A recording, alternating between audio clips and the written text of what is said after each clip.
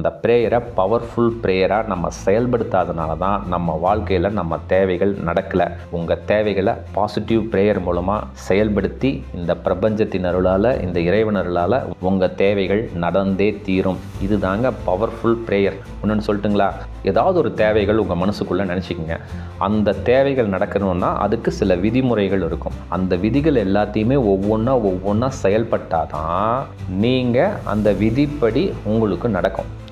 நீங்கள் அந்த விதியை ஃபாலோ பண்ணலைன்னா அது நடக்காது. அந்த விதிப்படி நீங்கள் செயல்பட்டால் 100% நீங்கள் சக்ஸஸ் ஆகலாம். நமக்கு மேலே இருக்கிற சக்தி கிட்ட உங்கள் தேவைகளை 100% நீங்கள் கேட்டால் உங்கள் தேவைகள் நடந்தே தீரும். இது தாங்க பவர்ஃபுல் ப்ரேயர். நான் சில விதிமுறைகளை ஃபாலோ பண்ணாதனால என் விதிப்படி தான் அது நடக்குதுங்கிறத அக்செப்ட் பண்ணிவிட்டு உங்கள் தேவைகளை பாசிட்டிவாக அஃபர்மேஷன் பண்ணுங்கள். 100% உங்கள் தேவைகள் நடந்தே தீரும்.